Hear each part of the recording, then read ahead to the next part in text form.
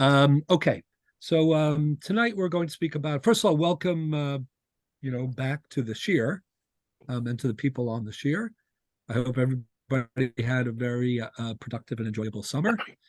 Um, and we're excited to begin the year. During the year, we'll be learning the Shir Masechet Yevamos, which is a very challenging Masechta. But we'll be beginning with that after Sukkot. There'll also be, as you heard Jacob indicate, next week there'll be a shir in advance of Yom Kippur, and that will be live in the, is it in the Beit Midrash of the In the shul? library. We have a new library, and there are, I think it's 16 seats, but we can add more. It Okay, might great. be So 18 seats. either way, So, I haven't been in the building since the renovation, so I'm looking forward to seeing it. And it'll be the first time we've had a live regular shir, I think, in a while, so that will be very exciting. And then yes. we'll figure out our way forward, whether or Yeah. not periodically to do that, right? We'll figure Yes, that. yeah. We'll definitely do the Yontif classes like Hanukkah, Purim, Pesach in the library. And we'll see if Mhm. there's a need to meet further in person. Right. Okay, great. Anyway, so for today's shir, um, this is a pre-Yontif shir. We'll try to make it a little shorter than usual. Um, so I want to speak about the theme of Rosh Hashanah, Shecholios B'Shabbos. This year, of course, um, it's not something that's so unusual, but it happens in the minority. But I don't know what the percentages are, but it's I guess somewhere between 25 and 30 or so percent of the time we have a Rosh Hashanah Shecholios B'Shabbos. But when we do, that changes the Nusach HaTfilah. I see that the Chazan is with us. And it's good to greet him. Thank He you. has to change. What's that? Thank you. You're well, my pleasure. I don't know if he has to change the entire, rhythm of the singing, to account for the change between. I'll explain in a minute, between Yom Trua and Yom Zichron Trua. Yeah. Right. I don't know if it's a different song or not, but No, because it's mostly piyutim that are different for Shabbat and also for Sunday.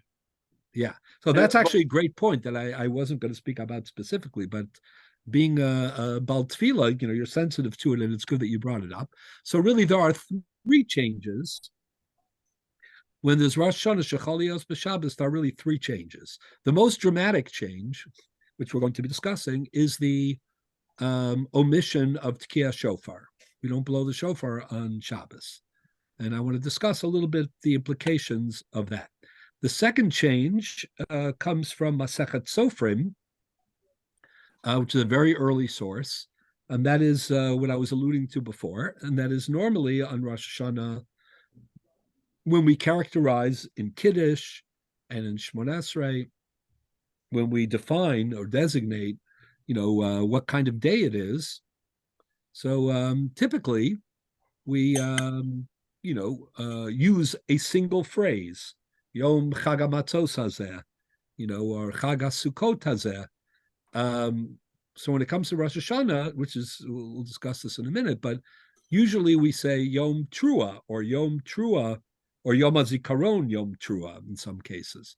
So, but when it comes to Shabbos, Masechet Sofrim tells us that we should change the nusach, because since there is no Tkiyah Shofar b'Shabbos, we should really say Yom Zichron Trua.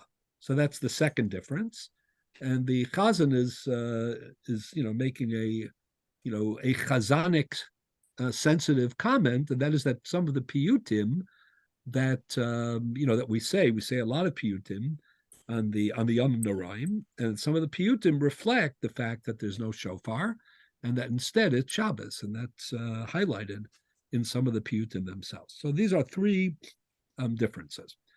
What I'd like to do is begin with the most pronounced one, and we'll see how far we get. I want to talk about why it is that we don't blow the shofar on Shabbos. and what that implies about Tkiya Shofar. So let's begin. So you all have the Mar Makomos, I hope, the sources in front of you. So on page 1 of the sources, we begin with the Mishnah in Masechet Rosh Hashanah. The Mishnah tells us that Yom Tov Shel Rosh Hashanah Shechol Yos B'Shabbos, when Rosh Hashanah falls out on a Shabbos, which is what happens occasionally and certainly happens this year, B'Mikdash Hayutokin Avalo B'Medina. So they used to blow shofar in the Beis Hamikdash. Now the Beis Hamikdash also had, the tefillos and the mitzvos and they were doing a lot of korbanos in the Beis Hamikdash. But in addition to that, they had first of all, let me greet Rabbi Roth, even though he's only in Zoom on my computer, but it's always a pleasure to see him and to welcome him back. So hopefully next week you'll see him in person. I look forward to it. So again, so Yom Tov that falls out on Rosh Hashanah, in the Beis Hamikdash, they used to blow shofar. Even though Avalo B'Medina, but outside of the Beis, now what does outside of the Beis Hamikdash mean? We'll get to that in just a minute. It certainly means anything outside of Yerushalayim. The gray area, if you will, is what took place in Yerushalayim itself. During this period, was it only in the precincts of the Beis Hamikdash that they would blow shofar, or did they blow shofar in the whole city, or maybe even in the extended city of Yerushalayim? This is a debate between the Rambam and the Ravid. It's a very interesting debate, and we'll hopefully get back to that in a few minutes. But either way, the big takeaway for the moment is that the Mishnah is telling us that on Rosh Hashanah Shechol Yos B'Shabbos, the practice is not uniform, it is mixed. In some places, in most places in the world, there's no Tkiya Shofar, and in the Mikdash, there was Tkiya Shofar. Mishachara Beis HaMikdash, this is part of the issue, when the Beis HaMikdash was destroyed, sadly, Hitkin Rabbi Yochanan ben Zakkai. Rabbi Yochanan ben Zakkai made a takana, he legislated an enactment, Sheyutokin B'chol Makom Sheyesh Bo Bezdin, that any place where there was an authorized bezdin, now what kind of bezdin, that's tricky, any place there was a bezdin, they used to blow shofar. There are some who understand that, even in our time, even if there was a place where you have an official Beit Din, even if it's not a properly constituted, bezdin, smuchim, because we no longer have the classic rabbinic authorization of smicha, which originally was, ish mi pi ish, mi pi ish, mi pi ish. It came from Moshe to Yoshua to the Zkanim to, all the way down to a certain period in history. There's some controversy about, when that ended. But in the end of the day, that was, at some point, we no longer have what we call classical rabbinic ordination that allows courts, to apply, death penalty, for example, or to rule in cases of knossos, penalties. We don't have that anymore. But back in the time of the Mikdash, of course, and in its aftermath, there still was smicha and there were still batei dinim. So once the Mikdash was no longer an outlet for Tkiya Shofar on Shabbos, a bezdin was. But what kind of bezdin, and whether that even transfers to something to our time, that is a very big controversy. We're not going to go into the details of that right now, but suffice it to say that it is a controversy. In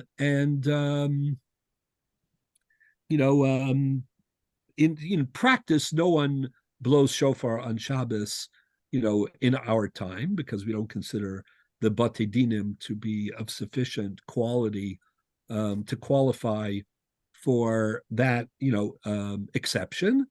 But certainly, for many, many years, they would blow shofar on Shabbos where there was a bezdin of a certain type. We'll look at the Rambam in just a minute. Okay. Then the Mishnah goes on to say, Omar Rabbi Elazar said, Lo hitkin Rabbi Yochanan ben Zakkai ela biyavne bilvad.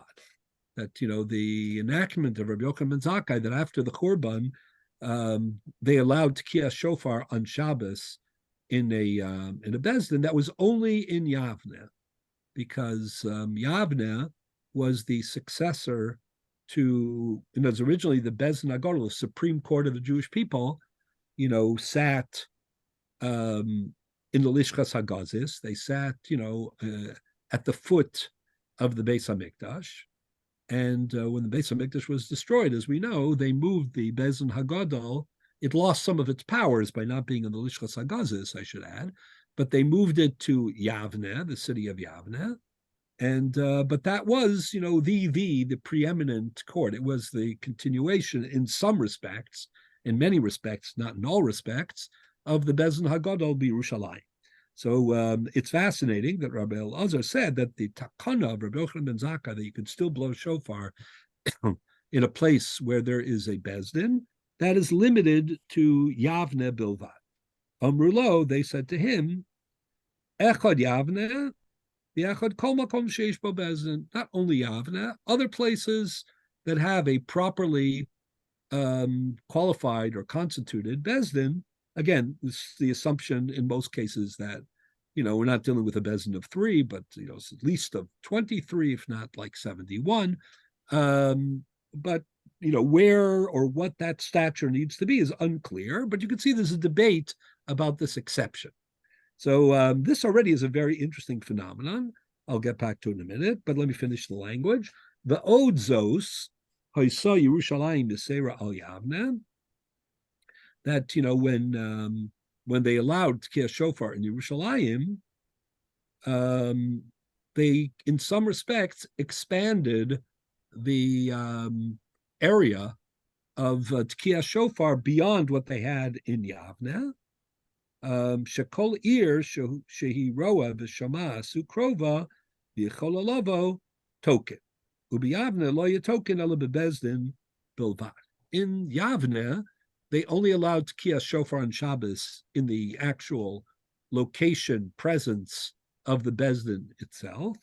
When this took place in Yerushalayim, so any community or city that could hear the Tkiyas Shofar, or could see what was going on in Yerushalayim, was included in like an expanded border, which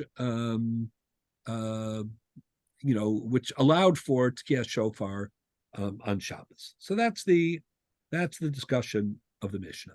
So what's very striking about the Mishnah is there is two things. Number one, there is a two dimensional rule when it comes to blowing shofar on Rosh Hashanah shecholios b'Shabbos. It's not so simple. Right? Again, in our era, it's simple. You don't blow anywhere. But in the time of the Mishnah and later, typically in most 99% of the world, you didn't blow. And in the Beis, or more than 99. And in the Beis Hamikdash, they blew. And then Rabbi Yochanan ben Zakkai expanded or somehow continued that practice, through Batei Dinim. And then the question is, what Bezdin and what about Yerushalayim, etc. So number one, we have a two-pronged policy when it comes to Tkiyas Shofar b'Shabbos on Rosh Hashanah. Number two is what's of course missing in the Mishnah is why don't we blow shofar on Shabbos in most places? Like, what is the problem with that? We're going to discuss the obvious that. reason is because you're going to carry. I mean, we know the reason, right? You know the reason because you're practically a Talmudic scholar. So you know the reason, but when you read the Mishnah, you don't know the reason, right? Okay, and also we're going to see whether the reason is the only reason and whether it's a sufficient reason, and we're going to see that in just a minute. But just right to be now, clear, the shofar in the Beis Hamikdash had a different purpose, meaning the shofar that we hear and the shofar that's blown in the Beis Hamikdash, I assume it's not the same, right? The Beis Hamikdash has a different reason. Not necessarily. The simple reading of this Mishnah is we're talking about the regular din of Tkiyas Shofar. And it is true that in the Beis Hamikdash there were also chatzotzros, so that's actually a very good question.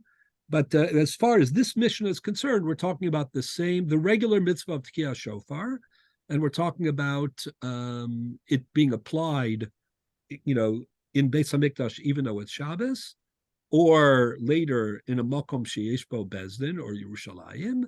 And then we're talking about the regular Tkiyah Shofar. We're just saying that the rule, this law that you don't blow shofar on Shabbos doesn't apply to the Mikdash, doesn't apply to the extension, from the mikdash. That's all. That's what we're saying. We're not talking about a special din of Tkiyah Shofar. On the surface, anyway, we're talking about the regular din of Tkiyah Shofar, but in the location of the mikdash or a place of Bezdin. But what's so fascinating is this two-pronged, and your question kind of accentuates it, because I think behind your question, it sounds like what you're asking is, this exact issue. Like, why should it matter whether you're in the Beis Hamikdash or whether you're in the Fifth Avenue Synagogue, right? Unless, I think this is your thinking, unless the role of the shofar in the Mikdash is different. So what we're saying is there really are two different dinim. So the Mikdash requirement, is something that we allow, but we don't allow the regular din. Just that in the shofar of the Mikdash, there's a special din. That's your thinking behind your question. But even though the thinking in this case is very good, and maybe according to the Ravid, it might be somewhat true, but according to the simple reading of the Mishnah and the mainstream view, it's not correct. Really what we're saying is that Tkiyah Shofar b'Shabbos is permitted in the Mikdash and later b'Makom Sheish Bezdin, and the very same Tkiyah is prohibited in Medina, which means all the rest of the Jewish world. And the question, of course, is why. And even this negotiation for, is it only Yavne? What was better, Yavne or Yerushalayim? And I mentioned the Rishonim then discussed, what kind of Bezdin is very intriguing. Like, what's going on here? Either you blow shofar on Shabbos or you don't blow shofar on Shabbos. Why these distinctions? And why, this negotiation about expanding the distinctions, even because, again, let's say Jacob was right. Maybe the reason that you blow in the mikdash is because there's some additional element of the Tkiyah Shofar of a mikdash, but that wouldn't apply to any makom sheish bezdin, right? So, what is going on in this whole discussion? It's a very peculiar discussion. The Gemara, right? Discusses the source for this. What is the problem of blowing shofar on Shabbos? So again, Jacob, he kind of ruined it for everybody by giving out the secret, but I'm just joking because everybody knows. But as we'll see, even once you know the secret, there still remain problems. So let me explain that. So the Gemara says, continue with the Gemara. It says, Minani Mili. How do you know this? How do you know that you don't blow shofar on Shabbos b'Medina, but it's okay b'Mikdash? So the Gemara originally does not say what it ends up saying. It has a different suggestion, a fascinating one. Omer Rab Levi bar Lachma, Omer Rab Chama bar Chanina, Kasav echad Omer Shabbos on Zichron Trua, Kasav echad Omer Yom Trua Yelachem. There are two psukim in the Torah that deal with Tkiyah Shofar. One deals with shofar in Parshas Emor. In Parshas Emor, the Parsha, the Moedim, the Torah uses the expression Zichron Trua, that it's a day, Mikra Kodesh Zichron Trua. It's a day of remembering the Trua. The Trua, of course, is the sound of the shofar. In Parshas Pinchas, where the Torah speaks about all the karbanos musafim that you bring on every single Yom Tov, there the Torah uses the expression about Rosh Hashana, Yom Trua Yelachem. It's a day of the sound of the shofar. So the term Zichron, welcome. Zichron is a phrase that's used in Emor, and Yom Trua is the phrase that's used in Parshas Pinchas. So initially, the Gemara thinks that this discrepancy, why do you call it Zichron in one place and Yom Trua in the other place? Says the Gemara very remarkably, there are two psukim, lo kasha, kan b'yom tov shechol yos b'Shabbos, kan b'yom tov shechol yos b'chol. The regular, if we're talking about a regular year where Rosh Hashanah does not fall out on Shabbos, it falls out in a weekday. So then that's what the Torah means when it says Yom Trua Yelachem, meaning it's a day of Trua because you blow shofar. But on Shabbos, where you don't blow shofar, that's indicated by the phrase Zichron Trua, the remembrance of the shofar. It's a memory because you don't actually, actively blow the shofar. So initially, the Gemara thought that the distinction between Shabbos and Chol, when it comes to Tkiyah Shofar, the Gemara thought that was a din d'oraisa, that was a biblical law. And biblically, you're not allowed to blow shofar on Shabbos. Says the Gemara, Amar Rava, if there's a biblical prohibition to blow shofar on Shabbos, then how come you can blow it in the Mikdash? If the difference is on a rabbinic level, we do find, that certain rabbinic, legislation didn't apply in the Beis HaMikdash. So this could fit into that pattern. Or maybe in the Beis HaMikdash they were more careful. Maybe the Kohanim were around, therefore, there was more guidance. There could be any number of reasons why in the Mikdash, we're less concerned about people, making a mistake that might be the basis for a rabbinic enactment. But that's what we're saying. If it's a din d'Rabbanan, the distinction between Mikdash and Medina makes sense. But if we're talking about a biblical distinction, welcome, meaning we're talking about two psukim in the Torah, Zichron Trua and Yom Trua, one referring to Shabbos, one referring to Chol. So it sounds like Minat Torah, biblically, there's a problem of Tkiyah Shofar b'Shabbos.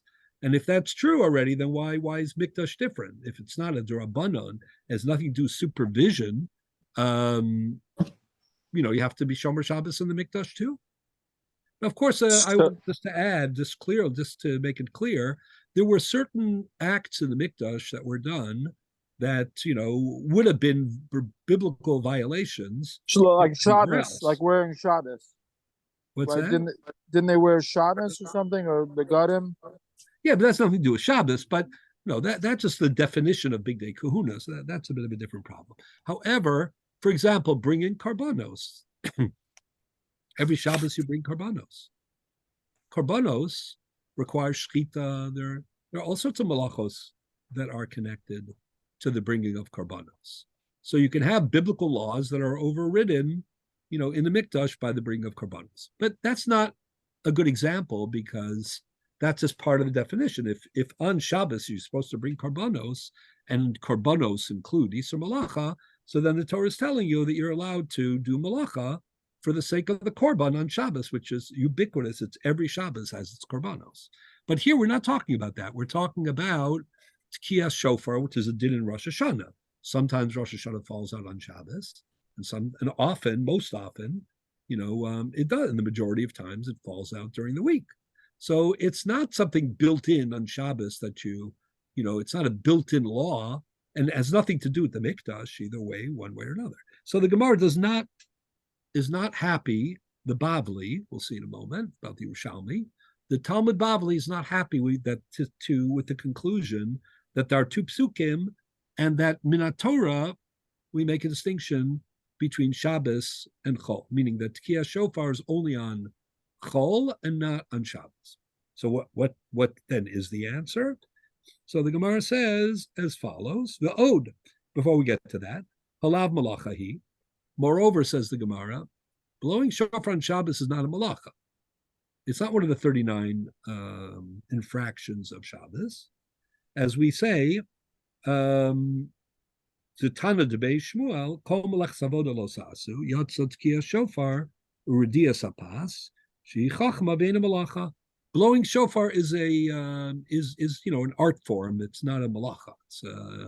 It's chachma, but it's not any of the 39 avos malacha, and therefore there's no. How do you know that?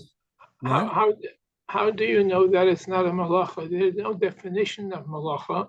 The only definition that is available is the one in Masechta Shabbos. Right. I recall Perek Shavi, and it is taken. A malacha is anything that was done in the construction of the temple of Beis Hamikdash. Right. So 100%. that's not So a we have. definition. So why would that not be a definite that definition as well? Well, no, that's exactly the point. I mean, you're quite right. The definition of malacha is spelled out in the Mishnah in Klal Gadol in 7th parak of Shabbos. And we have a list, right? Beginning with Zoreya and Choresh and Kotzer and Ma'amer and so on and so forth. And it goes all the way to what we call Makah B'Patish. The blowing a musical instrument or a horn is not one of those 39, right? It wasn't done in the Mishkan.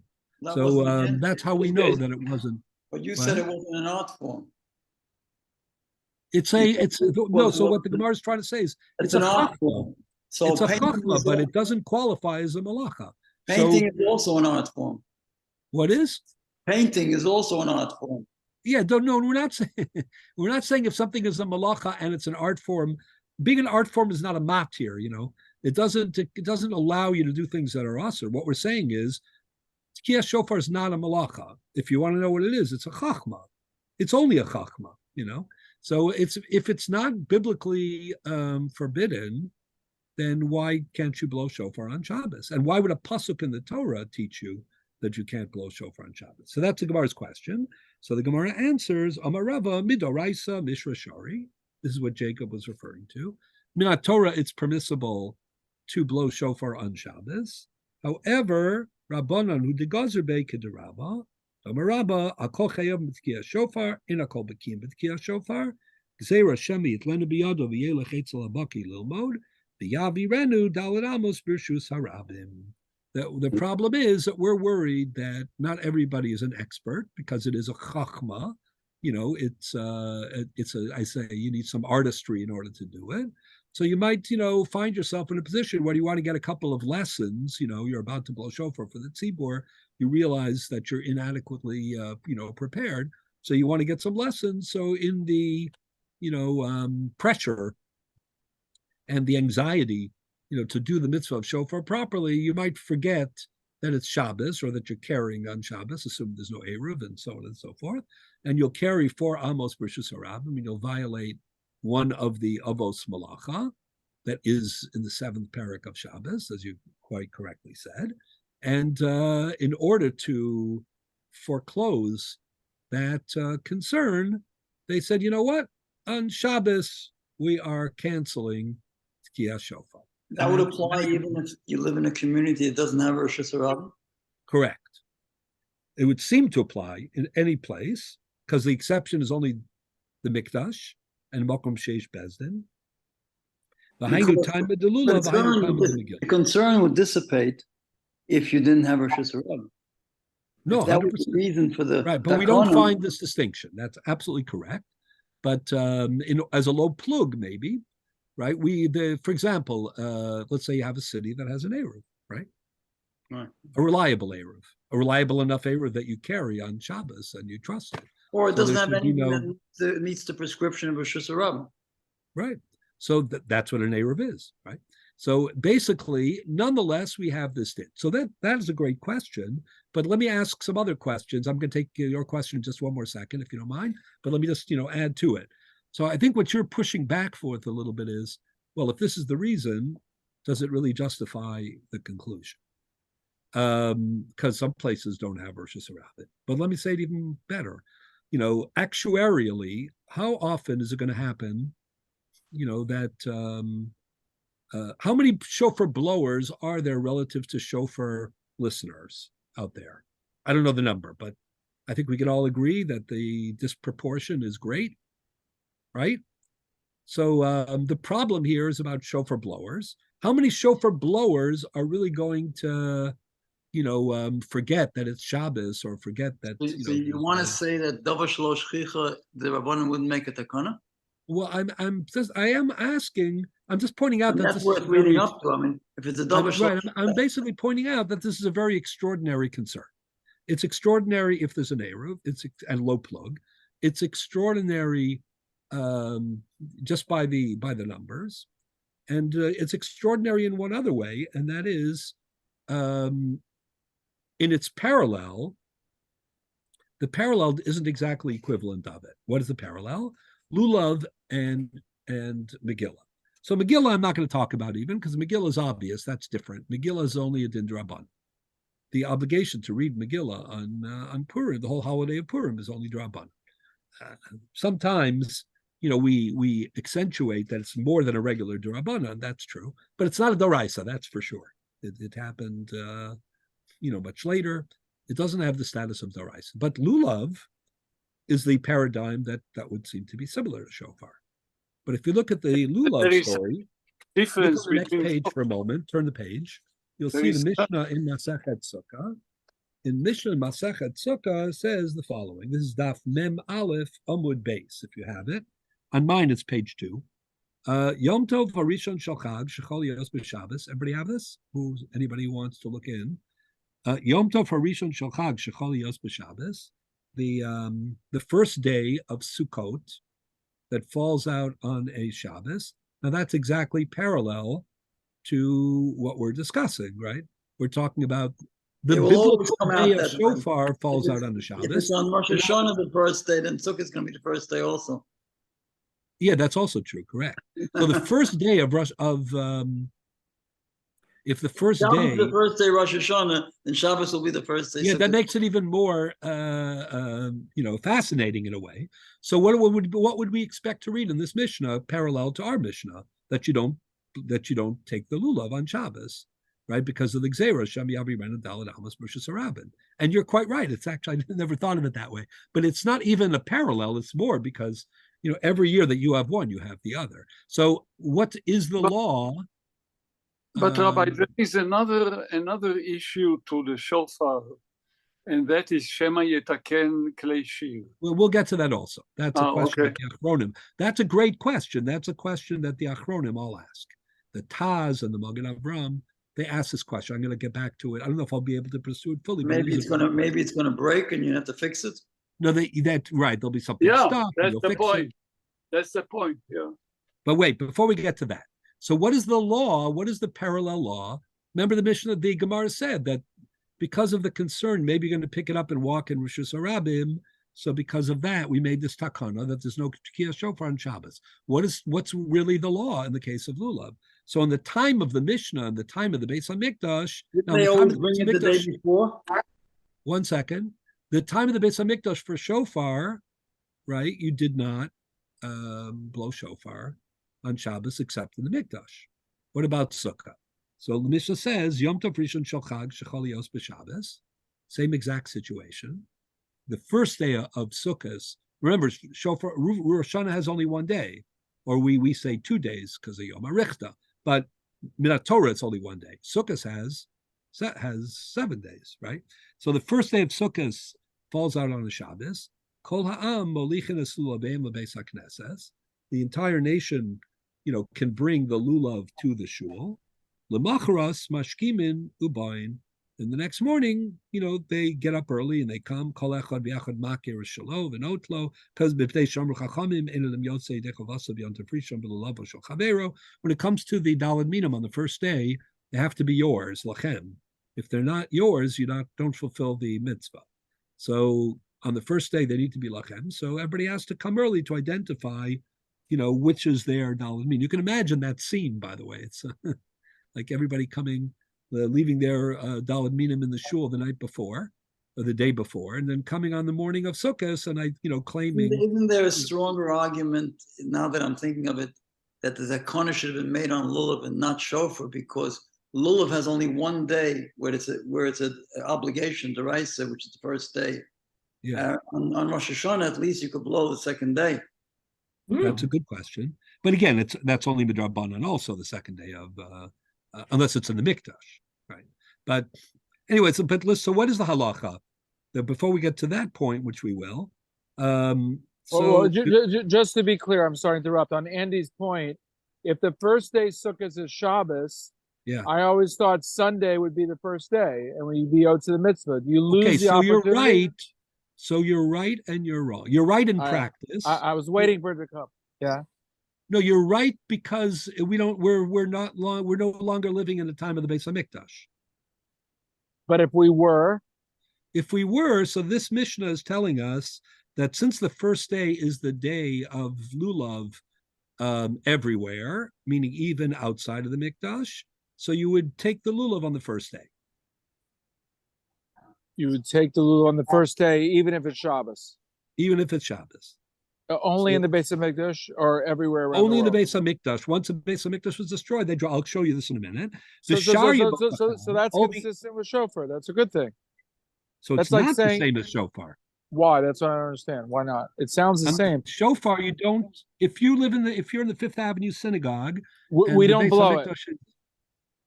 Oh, I see. I got it. The Beis HaMikdash around, and everyone would take the lulav on Shabbos. You're saying, even in the Fifth Avenue synagogue, if there was a Beis HaMikdash.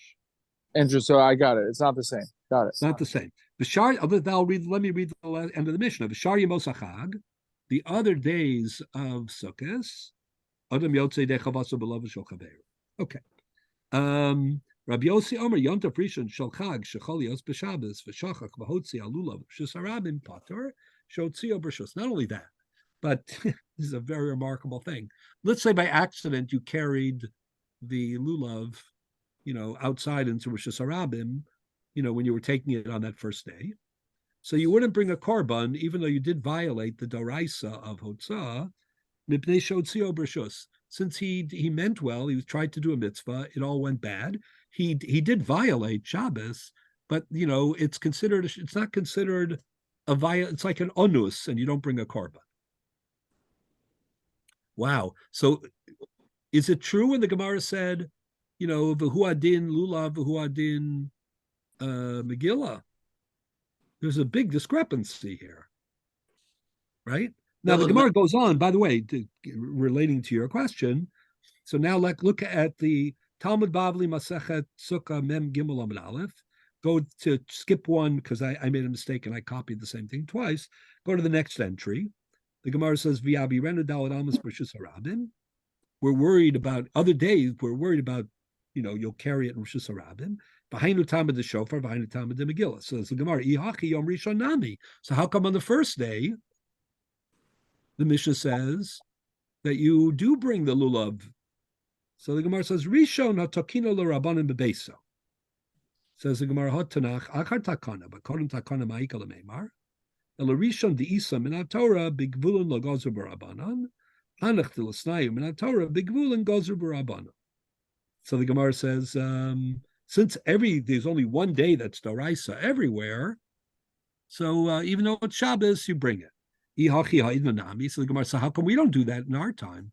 Because Jacob, correctly, you pointed out that we do not do this. I want to make sure everybody knows. Don't come to the Fifth Avenue Synagogue this year with your Daled Minim on the first day of Sukkot, because there's no Beis HaMikdash.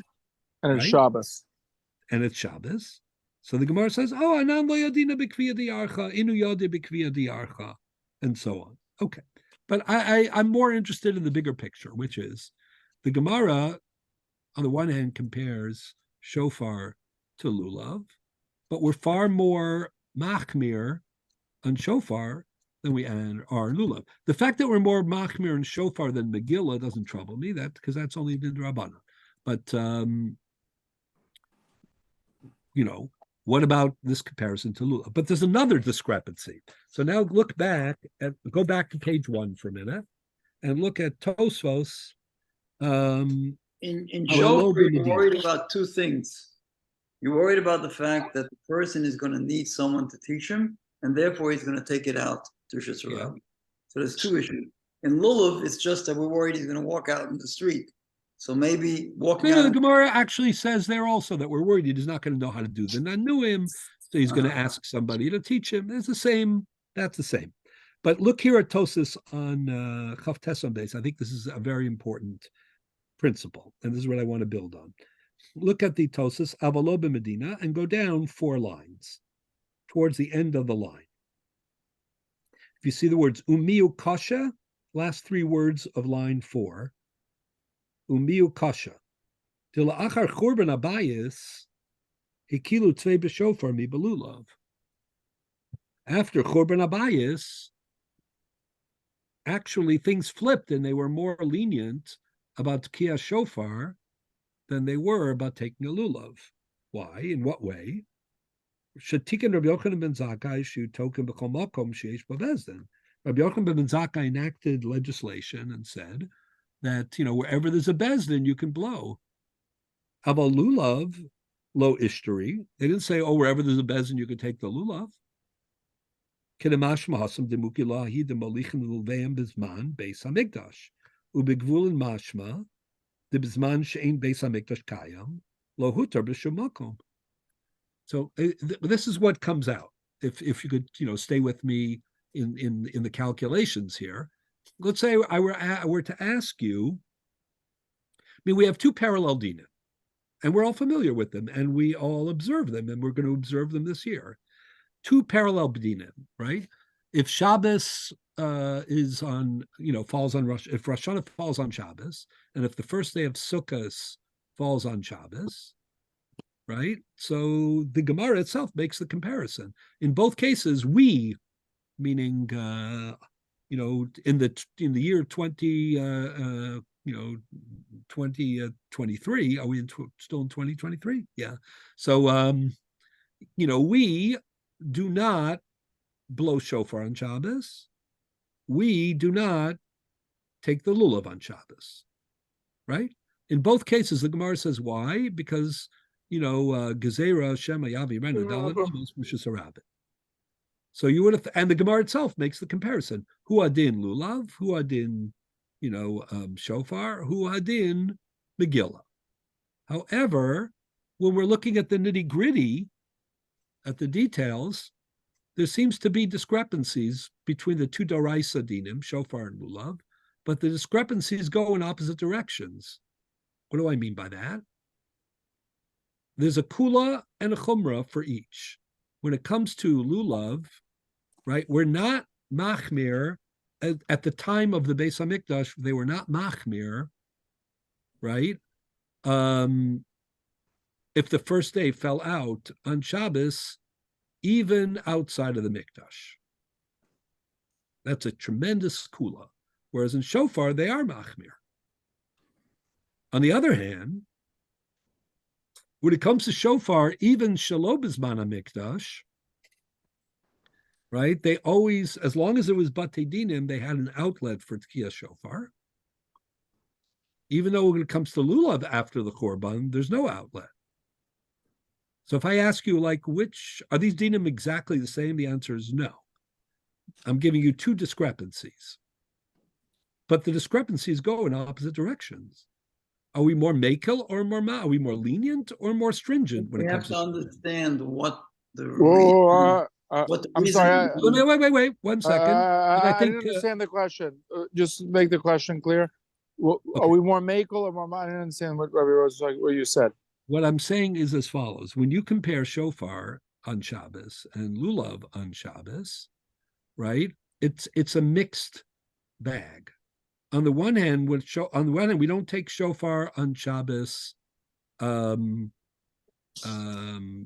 though it's the time of the Beis Hamikdash, in the Fifth Avenue Synagogue, you will not blow shofar on Shabbos. Correct. But at the time of the Beis Hamikdash, you will take lulav on Shabbos in the Fifth Avenue Synagogue. Correct. On the other hand, when it comes to shofar, right, as long as there was a Sanhedrin, they would blow at least in the place of the Sanhedrin, even after the Korban. We're allowing shofar on Shabbos in a bezdin. We don't allow lulav on Shabbos in a bezdin after the Korban.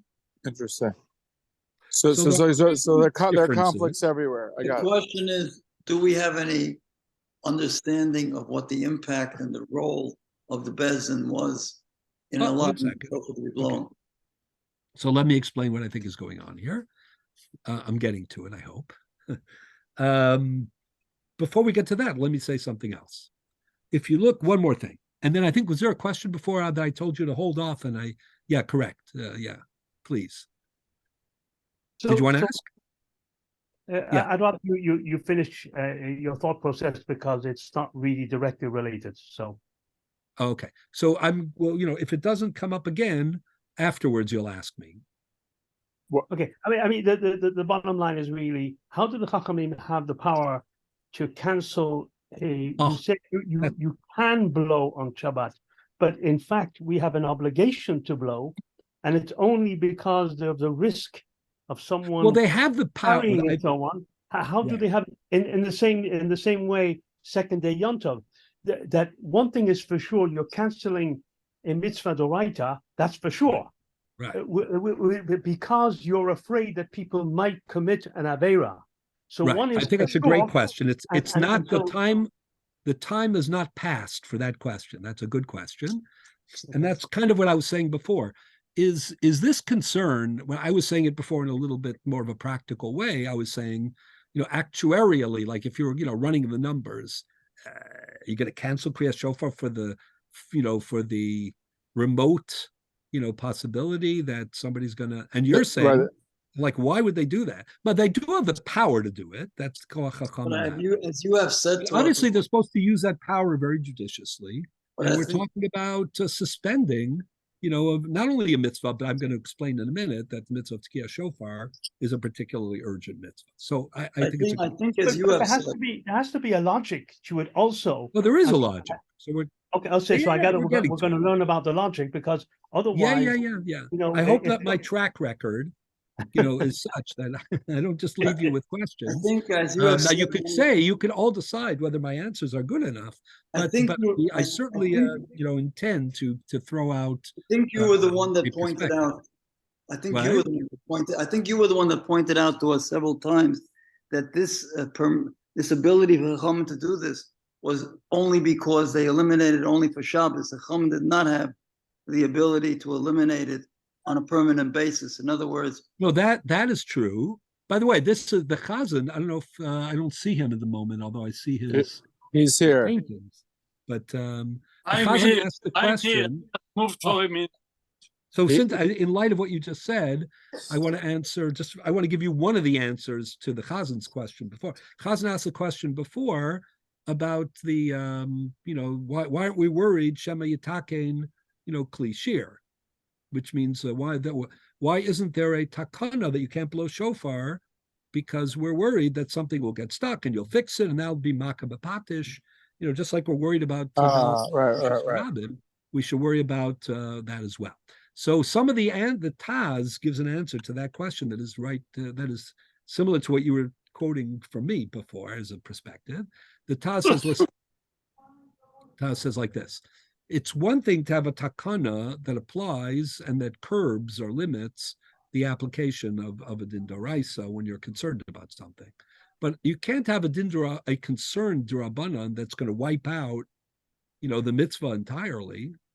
So at least on Shabbos, you could say, at least you're going to have the mitzvah, 70% of the time. But if you make a takana shemi yitakein kli shir, that's a malacha on Yom Tov too. So you wipe it out completely. So the Chachamim are so worried that they're going to cut out a mitzvah d'oraisa completely. That's the way the Taz answers the question. But anyways, but it's still the question you asked is still good. Meaning, why would they? If they could do, they have the power to do it. But why would they? They're very judicious in the use of that power. Why are they applying it here? And in light of my lulav discussion, why are they applying it here and not in lulav in the same way? Why is there discrepancies in either direction? Was there a Shasta kosher at any time? Was there a time when people were flaunting the taking things out, the Rosh Hashanah? Was that the? No, I don't think so. So before we get to that, I'm just going to tell you something else, since time is running a little late. So I'm not going to read it inside. But Rabbi Rosensweig, I'm sorry to ask this, but something that's been bothering me for recent years in Manhattan. So at least how many years? At least a decade. Whoa. At least a decade.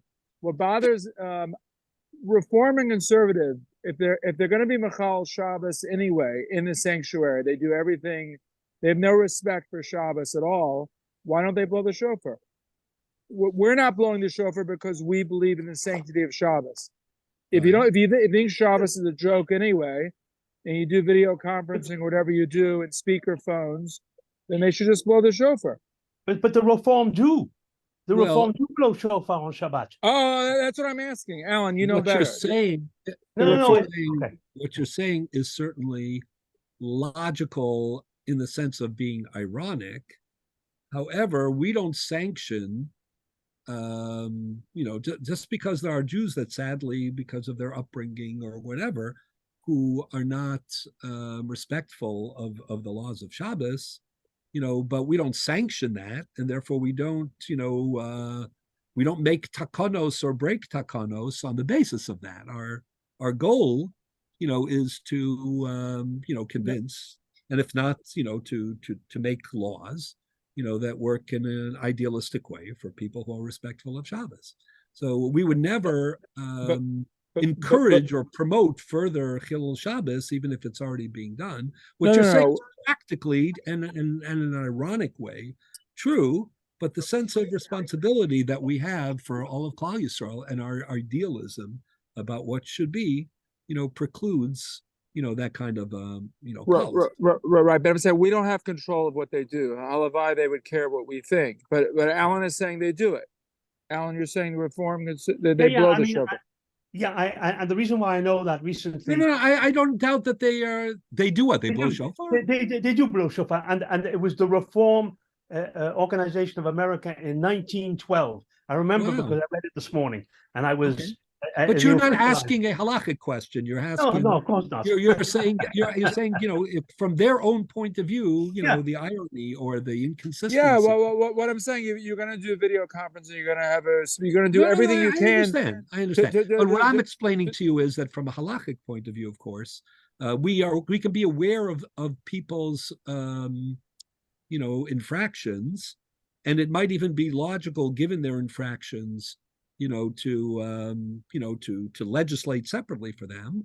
But the idealism, that is one of the I think very cherished aspects of our religious commitment, would never allow us to say, oh, you're desecrating, so we're going to adjust. I'm sorry, Rabbi. You're asking more. You're saying according to them internally. I'm asking a kasha on them. I'm not saying Right. So okay. So then the answer is a good answer. The answer is you're right. Apparently. They do it. Since they 1912. I didn't know that. Okay. I didn't know Anyways, either. Let's get back to the more idealistic to orthodoxy. Yeah. So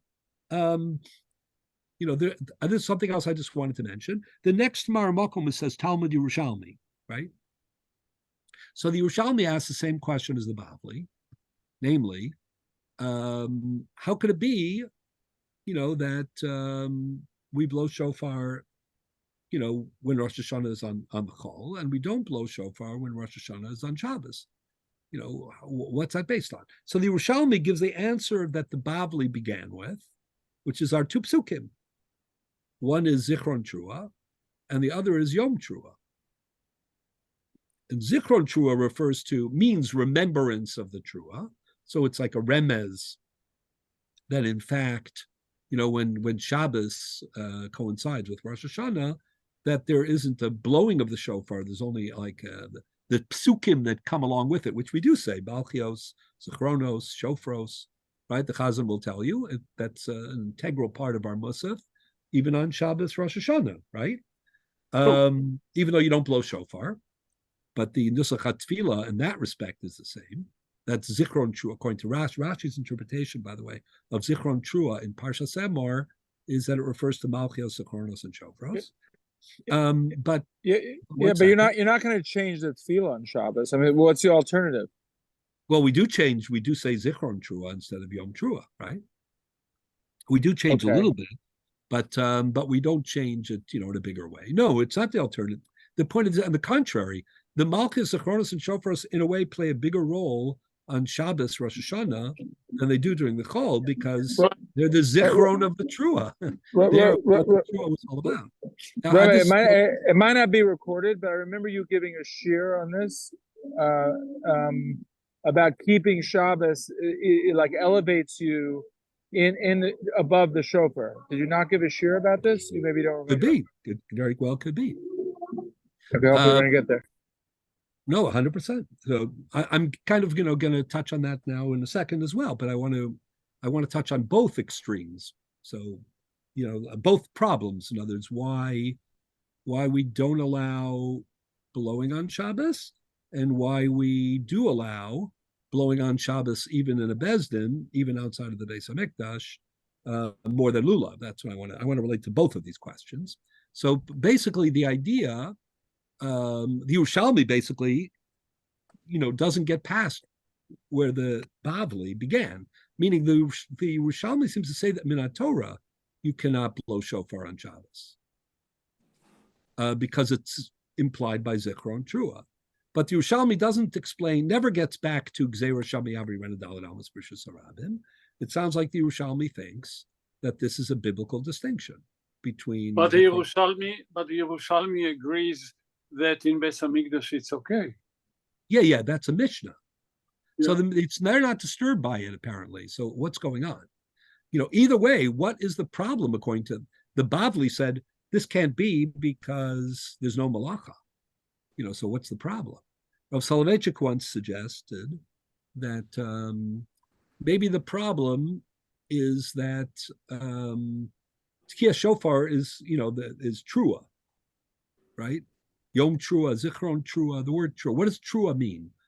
So Trua is, the Gemara says that Trua translates into Yevava. And Yevava means a cry. Right, and indeed, the debate. There's the reason that we blow so many kolos when we blow. This year it'll be on the second day, is because the Gemara says we're not sure what exactly the Yavava sounds like. Is it ginuche gonech, means sighing, or is it yilule yolil, which is like a piercing staccato sobbing, or maybe it's both. So is it shvarim, which is sighing? Is it what we call trua, which is sobbing, or is it shvarim trua, which is sobbing that leads to, sighing that leads to sobbing? But the point is, Yabava is a cry. So Rav Soloveitchik had a very creative idea for the Yerushalmi. He said maybe the reason that you don't blow shofar on Shabbos Minat Torah, which is what it seems like the Yerushalmi, even though it's not a malacha, is because it's crying, and crying is not appropriate on Shabbos. Shabbos is a time of oneg, and it's a time of because crying is avelus, really. So right, just like there's no avelus, on Shabbos. Shabbos doesn't cancel avelus, but we don't practice avelus. Certainly not b'far Hesya on Shabbos. So is that why we don't do Avinu Malkeinu on Shabbat? Yeah, that's exactly why. 100%. And that's why there's Tachanun on Shabbos, and things of that sort. So maybe the shofar is a Yavava. So maybe the Yerushalmi thinks that that's inappropriate for Shabbos. I think that may very well be true. But I also think it's possible that the gap, this is a kind of a methodological question. When you have the Yerushalmi is a little bit mysterious to us. It's much shorter. We don't have a commentarial, tradition surrounding the Yerushalmi, like we have in the Bavli. There was no Rashi or Chachmei Magensa or Rabbeinu Hananel, that penned the authoritative default, commentary on the Yerushalmi, in the same way that we have it in the Bavli. So it's hard to know. It's a little bit of a mysterious, gnomic text. So there's a lot of speculation. In the Mefarshei HaYerushalmi, there are those who assume that, probably unless the indications are contrary, probably it's, working with the same premises as the Bavli.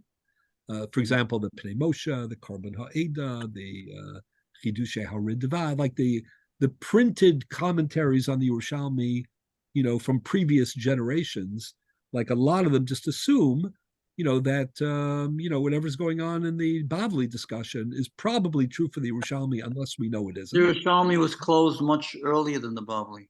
Yeah.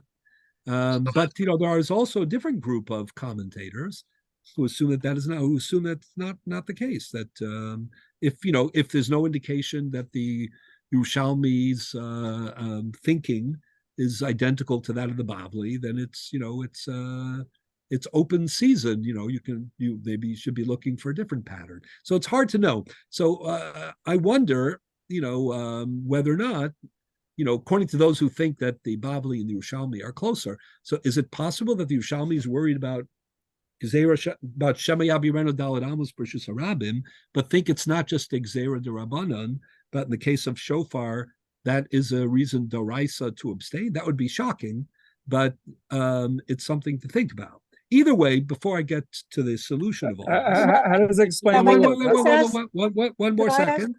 One second. Lauren has just one more second. I have to finish the thought. Before I get to this, I'll answer all the questions I promise in one more minute. Let me just finish this sentence. But what's important is, and since we were comparing lulav and shofar, and again, I like Andy's, ha'ara, that it's not just a theoretical comparison. Whenever this applies to shofar, it applies to lulav. So it's, it's staring you in the face even. So there's no parallel Yerushalmi that says, or psukim, like you have in the Havamina the Bavli, that consider the possibility that not taking the lulav on Shabbos, would be Minat Torah. There can't be, by the way. You know why there can't be? Because in the Mikdash, they used to take the lulav all 7 days. One of those days is always going to be Shabbos, right? So the idea that, at least in the Mikdash, there couldn't be such a possibility. The idea that, like in practice, our practice is we don't take the lulav or shofar, on Shabbos, right? Even on the first day. So, but there's no parallel passage that says, there are two psukim. First of all, there aren't. There's only one parsha of lulav. There aren't two, parshios. You don't have an Emor and a Pinchas, equivalent like you have in shofar. But this idea that the Yerushalmi seems to be projecting, which is that the abstention from shofar on Shabbos is Minat Torah, we don't have a parallel of that for lulav. That's another difference between shofar and lulav. And let me mention one more, and then I promise I'll take all the questions. And that is that Tosas here has the next Tosas, the one at the very bottom of the page, Halav Malacha. Tosas has an interesting question. Tosas says, when the Gemara, the Bavli, which is similar to the Maskana, the Yerushalmi, but in the Havamina of the Bavli, when the Bavli said, what would be the Yisur Malacha that would be Asur Minat Torah from? It's a Chachma Vein Malacha. It's not on the list of the Mishnah on the 7th parak of Shabbos, right? So, what's going on there? So the Tosas says the following. Tosas says, why are they asking in that direction? Why don't they ask the following question? You need a pasuk to teach you, if it is a malacha, right? So do you need a pasuk to tell you that it's prohibited to blow shofar on Shabbos? If it's a malacha, it's prohibited because it's a malacha. But why would you need a pasuk to tell you? Malacha, that's the essence of the mitzvah. Then maybe that's the malacha that's permitted on Rosh Hashanah. Oh, so that's what Tosas says. Tosas says, if you look here, turn the page for a minute. Oh, I'm sorry, the bottom Tosas, Halav Malacha. Tosas says, Kasha, Adarabba, I Malacha lo itzrich kra. If it really was a malacha, you don't need a pasuk to tell you not to blow. You can't blow because it's a malacha. Kol malacha lo sasu nafka. Umishum delav malacha. It's only because it's not a malacha, itzrich kra. Venerally, the ilav malacha he hapshita deleka lemisra. If it wasn't a malacha, right, then for sure you would blow. Aval I malacha, if it is a malacha, you still might think you blow. It's recross okadaita tishtari mishum detziv yom trua yelakem afilu b'Shabbos lahaki it's recross lemisrei v'yom trua mukala b'chol. Exactly what you just said. Tosa says we might have thought that even though it's a malacha, this is what shofar is a mitzvah saseh. It allows you to violate Shabbos. What kind of strange havamina is that? That's what Tosa says, though. So what is going on here? Yeah, but you're not violating Shabbos. If you're performing the essence of the mitzvah that's required in Rosh Hashanah, you're not violating Shabbos. Isn't that unbelievable? No, that's logical. Not that's logical. The definition you'll of Rosh Hashanah. The definition of Rosh Hashanah is that one of the things that's done is you blow a shofar. Yeah, but who says you have to do the mitzvah if it's Chal on Shabbos? Maybe you're only supposed to do the mitzvah. Because when the mitzvah was created, no one said don't do it on Shabbos. The Torah said, no one said that it's on Shabbos either. Maybe the Torah described what Rosh Hashanah is. Rosh Hashanah is, in fact, the essence of Rosh Hashanah. So now we're getting, you're saying more things now, right?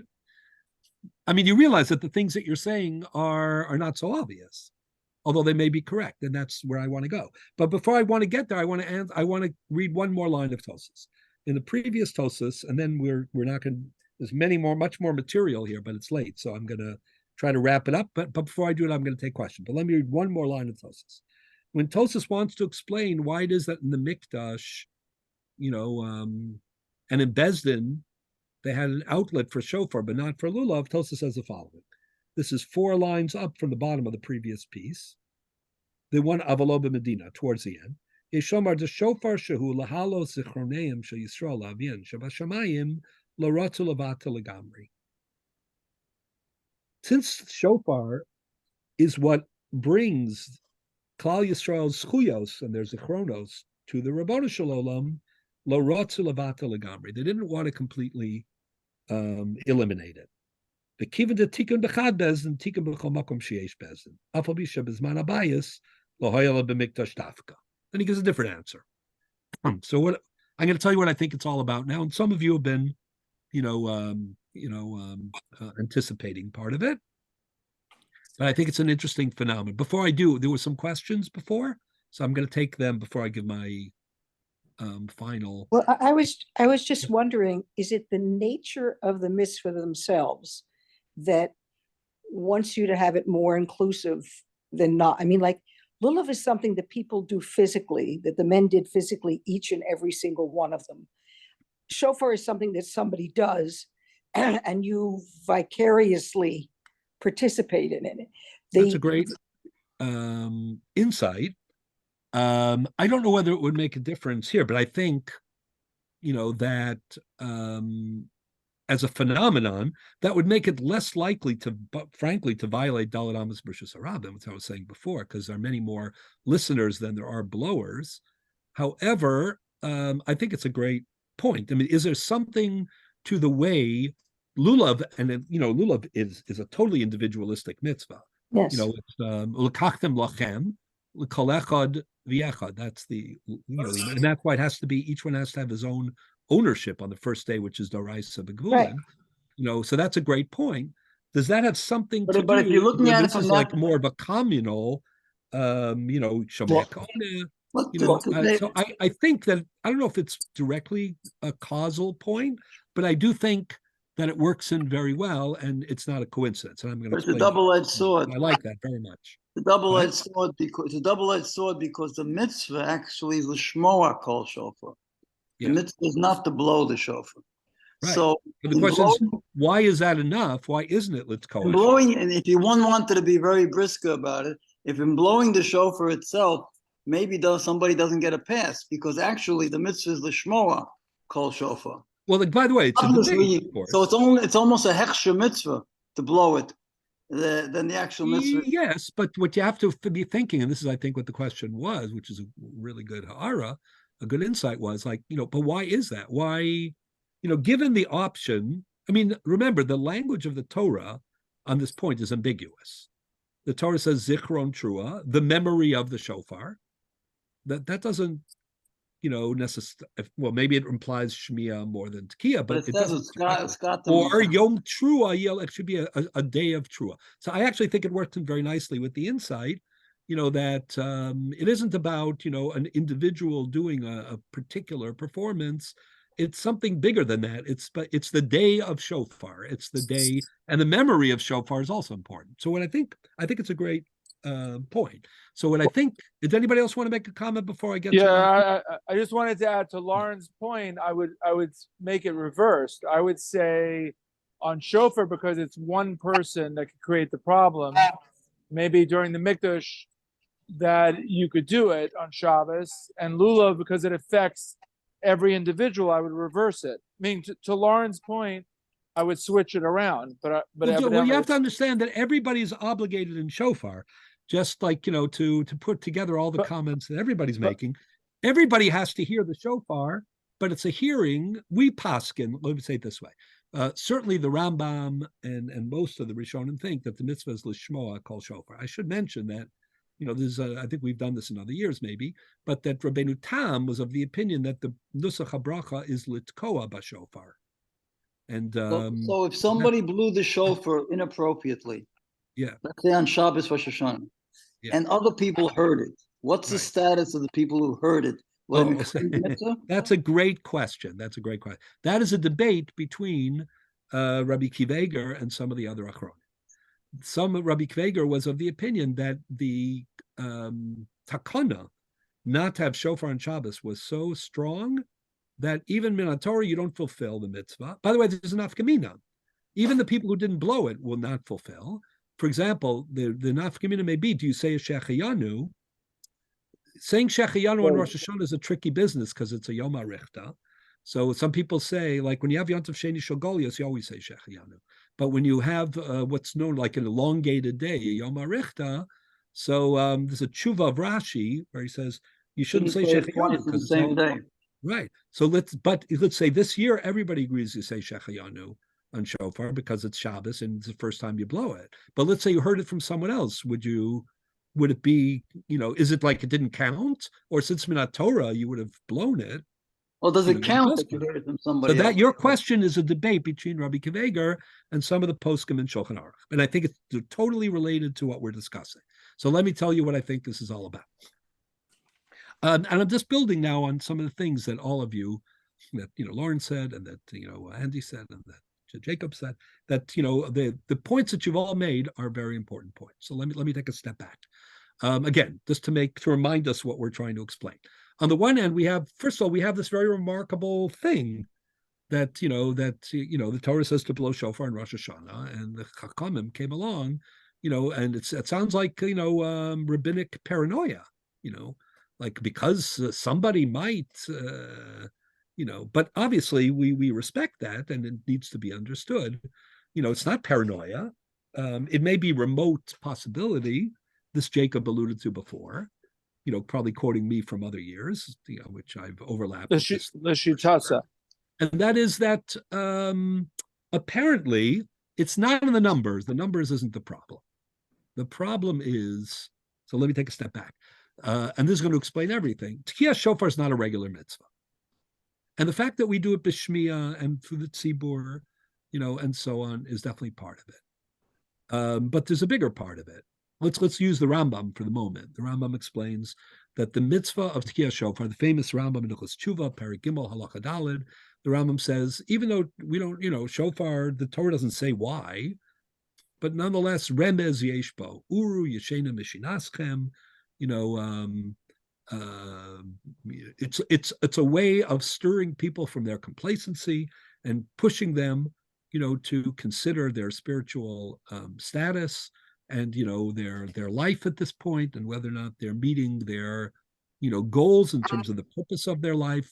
Tkiyah shofar is supposed to stir you to tshuva, that says the Rambam, because it is supposed to combat the complacency of just the regular let's call it momentum of life. You get caught up in your obligations and your patterns, and we need to shake you a little bit from that lethargy so that you can evaluate where you are and assess. But why not do that on Shabbat? Do things differently. What?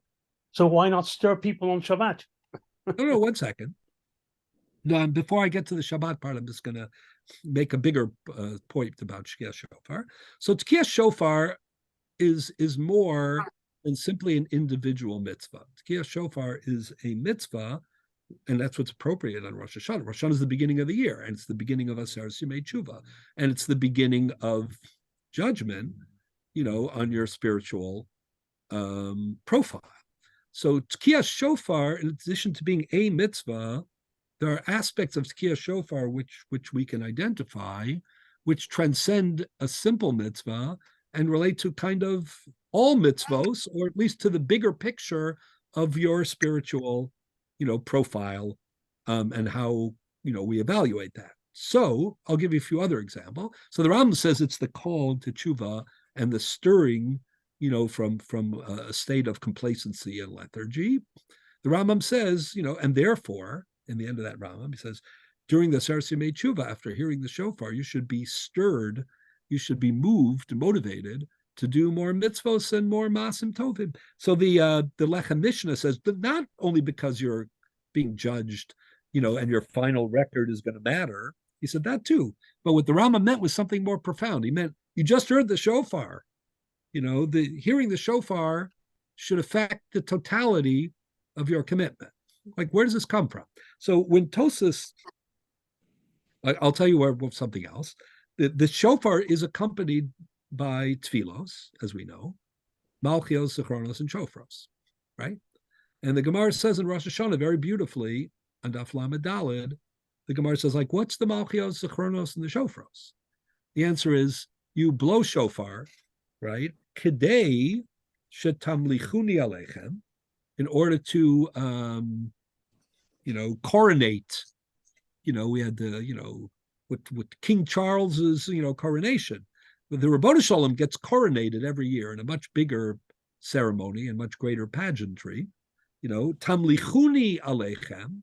The shofar is an accompaniment, and the psukim that we read in Shemon Esrei, and in Chazar Hashatz about Malchios are a kind of coronation. Tamlichuni alechem, kedesha tavo zichronosechem lifanai, in order kedesha taleh, zichronosechem lifanai, in order to bring this kus avos and the akeda and all the other things, that should be brought into the court of deliberation to remind us and to identify, with those shiny moments of our history.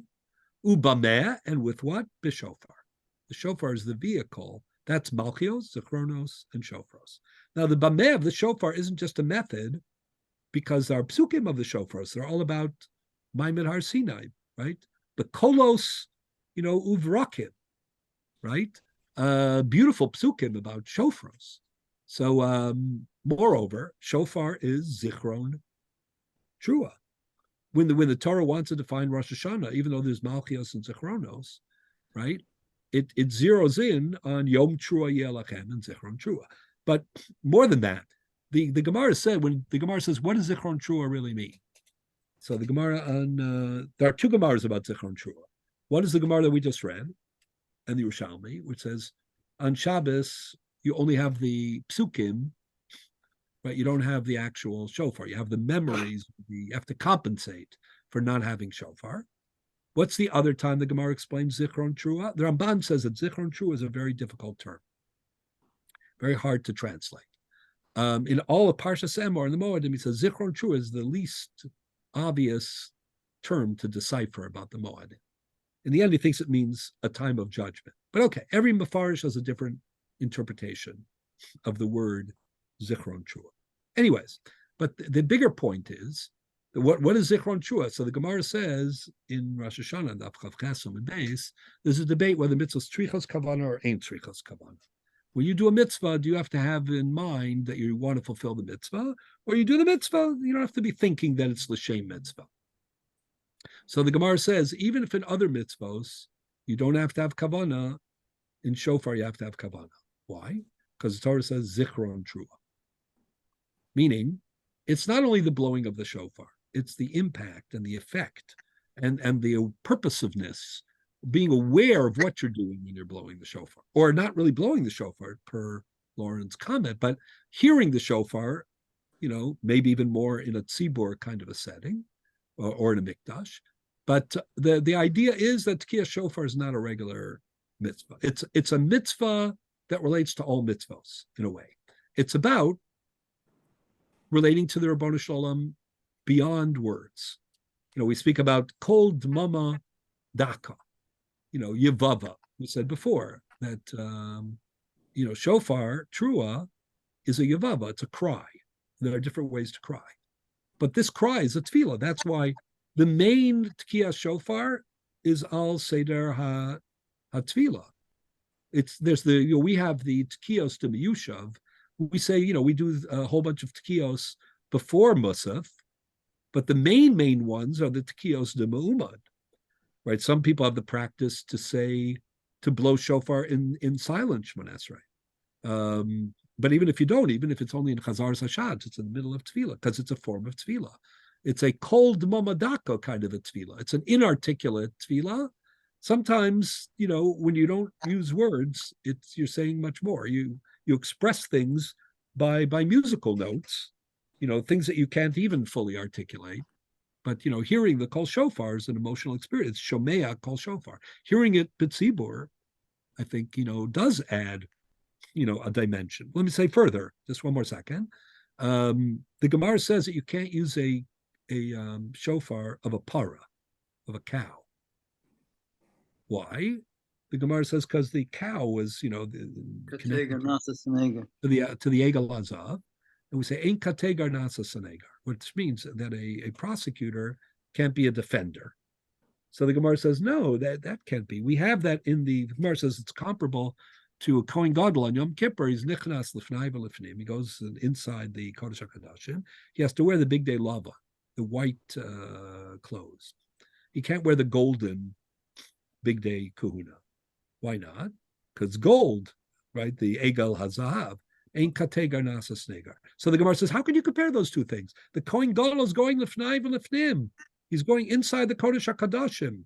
Of course, we're acutely hypersensitive about not having any remnant or anything reminding us of the Egel Hazahav. But what's the big deal about the shofar? So the Gemara says, you know what? The kol shofar is nichnas lifnai v'lifnim. And therefore, ein kategar nasa sanegar. The kol shofar and the shmias kol shofar and its tefillah aspect and its kavana, captured by the word zichron trua, by the way, all of these catapult shofar. There are some Rishonim who think that the principle of mitzvah b'avera in the Bavli, Talmud Bavli, only applies to lulav, korban. Those are the ones that are explicit. And some Rishonim say, and shofar. Why shofar? It's because it's a davar shel ritzui. It's nichna. They take from the Gemara that I just mentioned. It's nichnas lifnai v'lifnim. Shofar is singular. It's a call to tshuva. It's an inarticulate prayer. It's it's a way of being nichnas lifnai v'lifnim into the inner chambers of the Ribono Shel Olam's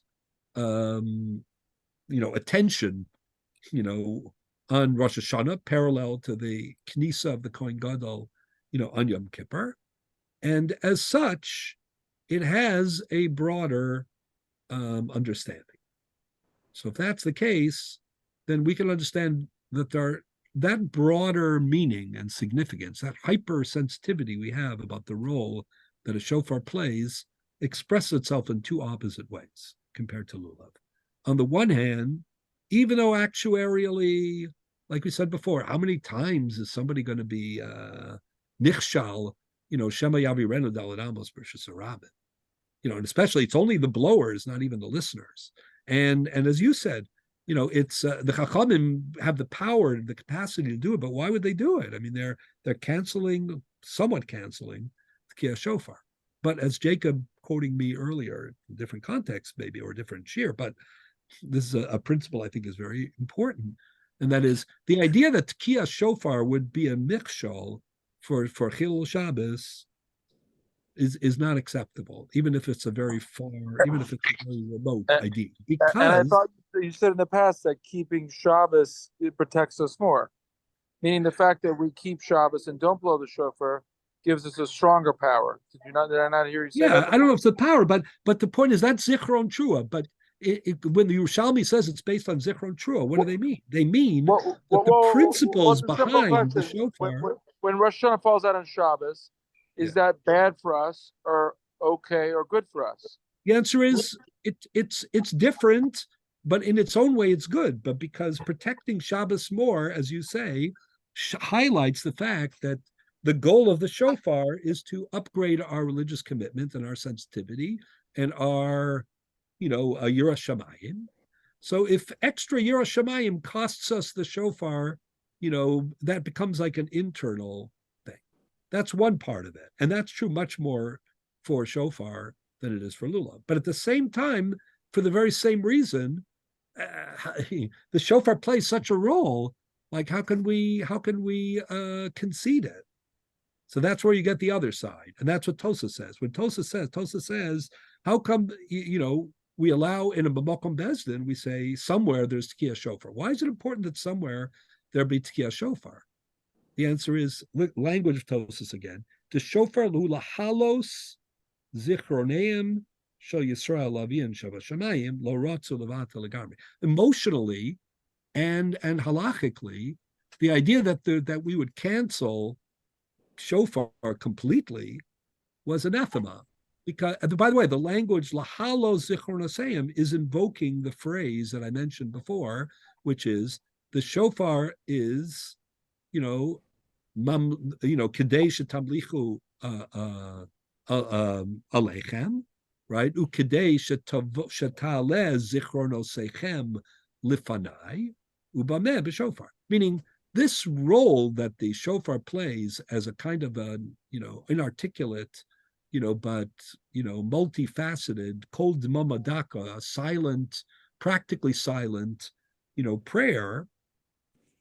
And this, knisa lifnai, it's male lifnai v'lifnim, and it's ritzui, all this idea, which is connected, probably according to the Rambam, to uri yeshenim mishinaschem, hakitzu mitar demosechem, to this idea of, stirring people to reassess, their lives, shaking them out of their, lethargy, so that they can, look at themselves objectively and introspect in an effective way. All of this is indispensable. So on the one hand, protecting, even remote possibility of Chilul Shabbos by virtue of shofar, like the standards of shofar are so ideal and so pristine that the idea that they would cause an avera is, even remotely, is just like an inner corruption that we can't live with. And therefore, according to the Shalmi, it may be Doraisa, but at least according to the Bavli, even though it's actuarially, remote and it's a big step, but it's internally consistent with what shofar wants to really, in a bigger way, accomplish. At the same time, the notion, that there's no outlet for Tkiya shofar on Shabbos, that was unacceptable as well. And therefore, in the Beis HaMikdash, I think according to the Rambam anyway, the Rambam says Beis HaMikdash here doesn't just mean Beis HaMikdash, getting back to what we started with. It means Beis HaMikdash and Yerushalayim. It's to exclude Medina. Medina, according to the Rambam, means outside of Yerushalayim. The Ravid. Why would Yerushalayim? We're not worried people carrying Yerushalayim. Why would it include Yerushalayim? That's extending it further than Beis HaMikdash. Oh, so I think the idea, the benefit of Yerushalayim, in addition to the Bezdin, well, they say the Bezdin is there, so the Bezdin are scrutinizing and watching, and so the kedusha of Yerushalayim also. It's a certain kedusha of Yerushalayim, the presence of the Shekhinah, as the Rambam himself puts it. And in addition to that, Yerushalayim, is the Ir Shechobra Layachta. Yerushalayim lo nischalka l'shvatim. When you want to really accentuate the collectivity of Klal Yisrael, which is an aspect of shofar, as we said, the shmiya part of shofar. When you want to do that, you underscore Yerushalayim. It's interesting. The Rambam himself is of the opinion that the Kohen Gadol, no one knows the source for this. It might be the Rambam's conviction, but the Rambam says the Kohen Gadol has to live in Yerushalayim. When he's not in the Beis HaMikdash, he can live outside of the Beis HaMikdash, but he has to live in Yerushalayim because he belongs, to the collectivity, of Klal Yisrael. So when you don't have, what is a Bezdin that substitutes for the Mikdash in Yerushalayim? It's two things. Number one, it's the, scrutiny, of halachic authorities, who will try to make sure or inspire you not to forget that it's Shabbos and that, what you can and cannot do. But in addition to that, there's a lot of evidence that Bezdin, especially the Bezdin HaGadol, is kind of like a microcosm, a representation of collective Klal Yisrael. So there are two dinim that are going on in shofar that are opposite, relative to Lulav, but they're not really opposite. They're two sides of the same coin. On the one hand, the idea that shofar, even remotely, could be responsible for Chilul Shabbos, is objectionable to what shofar is.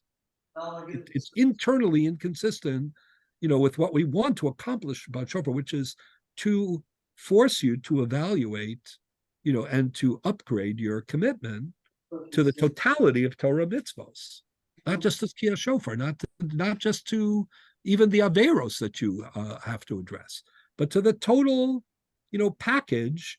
Rosh Hashanah and Yom Kippur is an opportunity, of course, to atone for your sins, but in that context, and as part of that, the bigger idea is it's the time to, to introspect, and to evaluate and to make adjustments in pursuing a meaningful life. And that means, holistically looking at your commitment to Torah, to halacha, to mitzvos. So the idea that, that would produce, even accidentally, again, there are limits, but we go very far. It's not logical. It's not logical, but there's a logic, an inner logic to it. It's not compelled by facts, but the possibility alone, the protection, as you say, of Shabbos is part of Zichron Trua. That's what Zichron Trua is. On the other hand, the idea that, we would eliminate, shofar on Shabbos and not try to find an appropriate outlet that would be connected to all of Klal Yisrael, whether they actually experience it or not, that's also anathema. That's also unacceptable. Because for the same reason, the shofar, we have to take remote, extraordinary steps to protect shofar not to be the source of chilul. For that very reason, we also need to project, shofar on Rosh Hashanah. It's a Yom Trua and it's a Yom of Zichron Trua. So for that reason, I think you get this combination. So to me, it's always very fascinating. I want to finish with this note, and then I'll take all the questions. That I mentioned that in Masechet Sofrim, they tell you that the Nusach HaTfilah and Kiddush on Rosh Hashanah, Shekol Yos B'Shabbos, is Zichron Trua, not Yom Trua. Regular year, it's Yom Trua, and here it's, Zichron Trua. To me, that's not a consolation. If anything, that's an emphatic, endorsement of the impact of shofar. Because think about it this way: the main parsha of the Moadim is Parshas Emor, not Parshas Pinchas. In Parshas Pinchas it says Yom Trua Yelachem, but that's about the Musafim. Parshas Emor is really about the Kedushas Hayom, the sanctity, the essential sanctity of shofar. That's where the word zichron, according to the Gemara, means special kavanah, meaning it's not enough to blow shofar. You have to blow shofar, mindfully. And by the same token, if there's a possibility, that you're going to undermine Shabbos because of shofar, then Zichron Trua says, better that we should spend the day ruminating on the significance of the shofar, even if we don't blow it, and and especially if at least it's getting blown somewhere in Yerushalayim, in a makom sheish babezdin. Why does that help that it's being blown somewhere? Why do you have to add that in? Why does that help? Because it means that Klal Yisrael is still connected to Tkiyah shofar. And the idea of completely eliminating shofar on Rosh Hashanah, even for the reason of Shabbos, is too painful. That's what Tosa says. Because it's Mala Zichron Oseinu Lifnei Abinu Shabbat Shamayim, Lo Ratzu Levatlo, even though there's a very good reason, Lo Ratzu Levatlo Legamri. The same reason that they wanted to protect Shabbos, even in an extraordinary fashion, is the same reason why they didn't want to let it go symbolically, if they didn't have to completely, as long as it was a makom bezdin, and then you could neutralize the danger, and you could also accentuate that all of Klal Yisrael through that shofar in Yerushalayim or Yavne or whatever. So, and again, if it had been lulav and it was ulakachtem lachem kol echad b'yachad, it wouldn't help you much, frankly. That brings but because it's shofar, for the very reason that we are super conservative, in making sure that it's not going to trample on anything as an internal thing. Not it's the mechayiv isn't Shabbos. We're not worried about Shabbos. We're worried about shofar being the source of chilul Shabbos. That would destroy shofar's purpose. But for the same reason, we don't want to let shofar go. Shofar is uri shenim mishinatz. We need it. It's indispensable. So what we do, as long as it's today, we don't have it anywhere. But as long as it's possible, we want to have both of these things. We want to have a statement about the relationship between shofar and the rest of mitzvos and its holistic nature that explains, why we even abstain. And maybe ad kedei kach, going back to the question before, that even if you hear it, maybe you're not yotze. That's a debate. At the same time, we want to outlet it and manifest it much more so than lulav, at least in places where it's safe, and that becomes a significant expression, especially on the tzibur level, for Klal Yisrael as well. Yeah, there's a question, and then I'll... So in line with what Tosfot is saying, basically, I'm going back to my initial concern, and that is we are swapping, so to speak, something that's midoraita for something that's hypothetical that might happen. Now, I understand my interpretation. Thank you for your note. Actually, I would emphasize even more. Andy, you need to go on mute. Andy, you need to go on mute. Andy, strikes a chord with me, and that is. I'm not hearing. I'll text for a moment the extent to which we're going to grow the U.S. presence here. What I think midoraisa again. You were saying. Revenues and available cash and whatever. Andy, but one thing we made very clear that certain. I think you have to mute your. Yeah. So yeah, go ahead. So what I was saying is that Tosfot at all costs wants to preserve the shofar, and Tosfos wants to preserve the shofar, and Tosfos wants to protect the shofar at the same time. No, and I appreciate that. So a solution, my understanding is, well, let's, besides the Beit HaMikdash, let's do it in the Beit Din. And my interpretation is, and I think that's what you alluded to, that people are unlikely, people in the Beit Din, to make an avera of carrying the shofar and so on. I think it's two things. Number one, they're less likely to violate, much less likely, and we don't have a low plug. And at the same time, it's also a way of connecting what happens there to the rest of Klal Yisrael, hopefully we do know it, but when it happens, we know it. So even though we are not physically hearing the shofar, the idea that the shofar is being, blown in a place which represents the collectivity of Klal Yisrael, which, lechatchila means the Mikdash and Yerushalayim, but if not, then, as a substitute, the facsimile to that is a Bezdin. So there is, I wouldn't say more than comfort, I would say is we're connected by knowing that that's happening as well. But in my mind, a shofar, its purpose is to produce a sound. And that sound we have an obligation to hear. Without the shofar, we cannot produce, or if the shofar is a cow. Well, again, the sound, of course. I mean, if you're going to have a gzeira, right. But how can the Chachamim say lezecher is a substitute for the real thing? Because the themes of Malchios, Achronos, and Shofros are anyways interconnected with the response that the shofar is supposed to evoke. So I appreciate that, but the thing again, is, Rashi in his commentary on the Torah, when he tries to translate the word Zichron Trua, says that it refers to the psukim that we say in accompaniment with the shofar. Those are Malchios, Achronos, and so forth. So there's a way. It's not ideal, obviously, when we're making concessions, but we're making concessions in order to project a more idealistic Tkiya shofar. But let's not forget that that the shofar is blown in the context of Malchios, Achronos, and Shofars. Either way, we're saying those tefillos. Maybe the challenge of Rosh Hashanah Shechol Yos B'Shabbos is that we be even more appreciative of the tefillah part of what it's saying. But Rabbi, one thing is that we have the chiyuv of listening. On the other, you mentioned the purpose is also to stir us out of our slumber. I think they're related. So if we don't hear, if we don't hear the sound, how can we? But if we're not hearing out of our slumber? I mean, that's right. and that's But why I just don't understand how we can cancel the production of the sound that is. well, the point is that we're not canceling because keeping it. Shabbos is more holy. What's so complicated? We're not canceling it. We're limiting it. No, and but we're it's against limiting something that's hypothetical that someone's going to make an avera.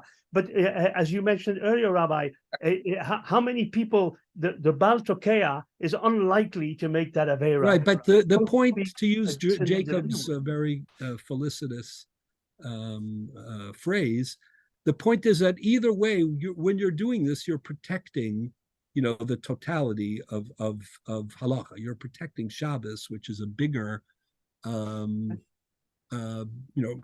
by abstaining from blowing shofar in order to protect Shabbos, you're making a statement about Your commitment to Judaism is about stronger. the commitment that is conveyed by the shofar itself, and you're compensating for that by accentuating the tefillos for that one day, in a more vigorous way, and at the same time with the knowledge, when it was applicable, that that there is Tkiyah shofar for Klal Yisrael on some level as well. But I think you're not sufficiently appreciating the conjunction of Tkiyah shofar with Malchios, Zichronos, and Shofros as tefillah.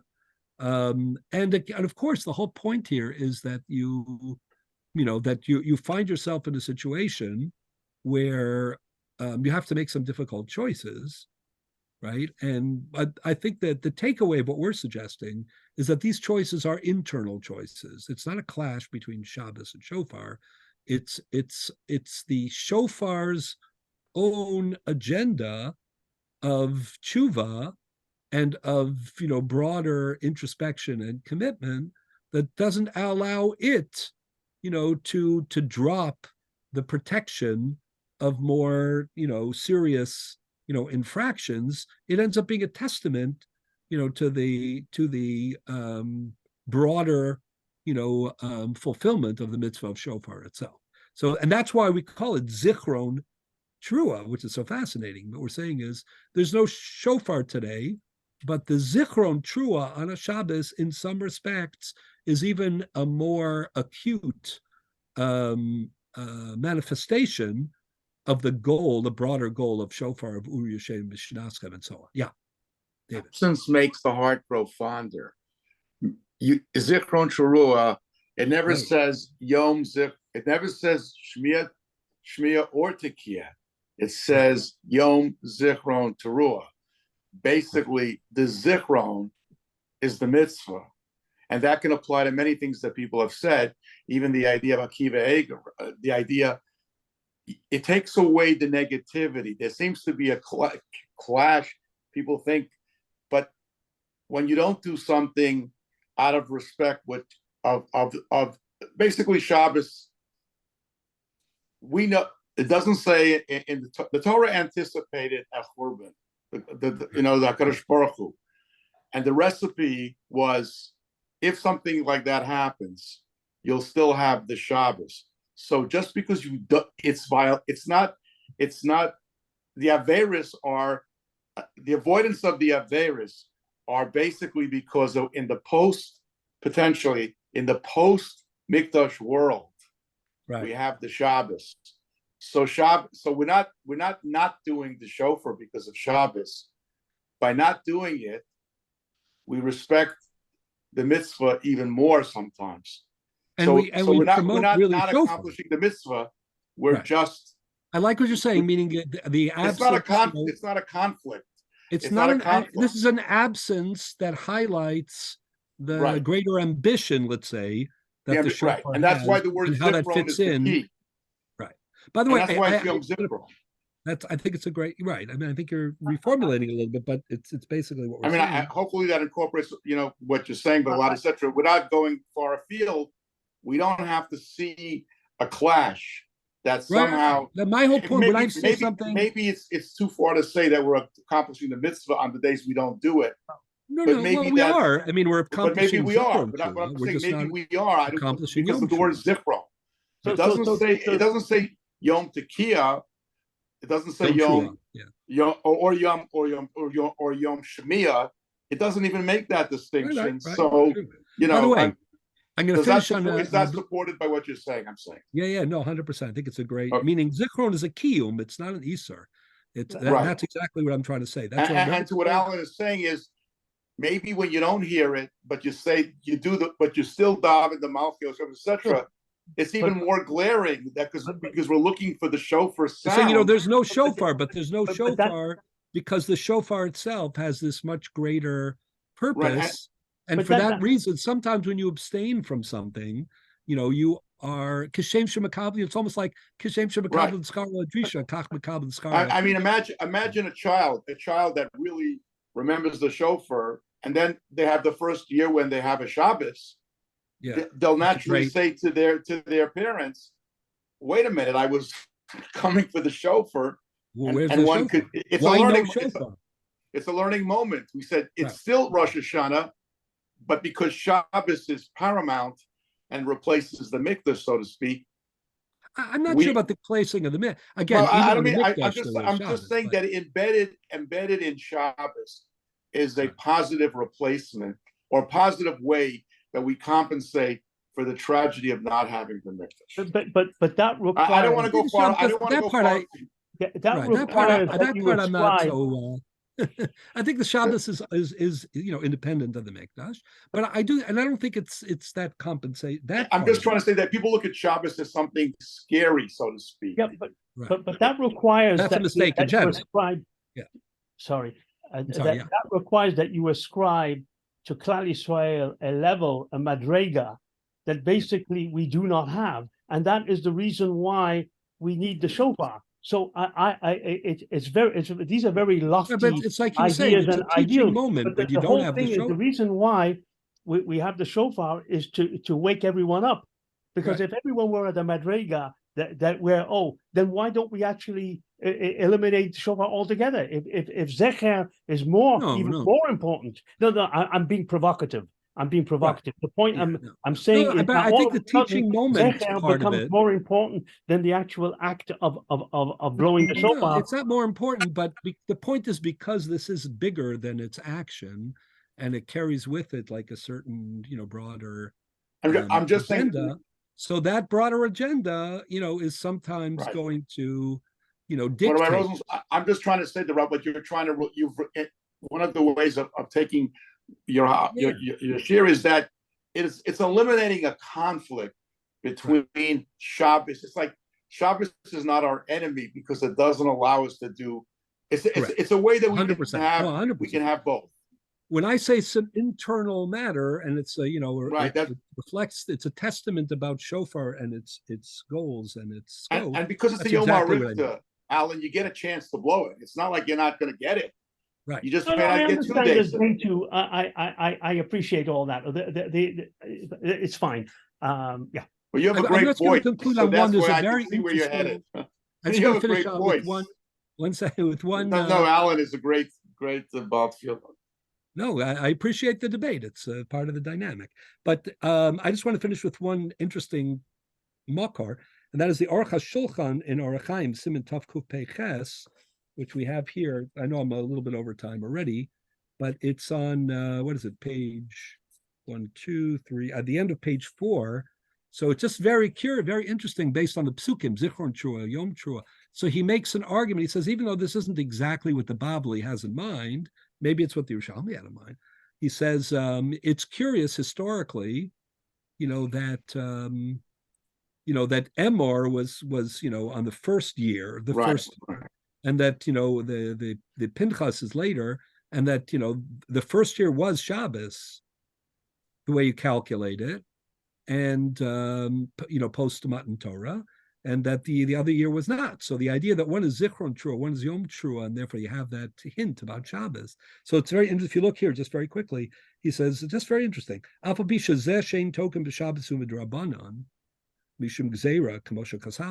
though the reason for abstaining from shofar is only rabbinic, and it's only because of the Gzeira,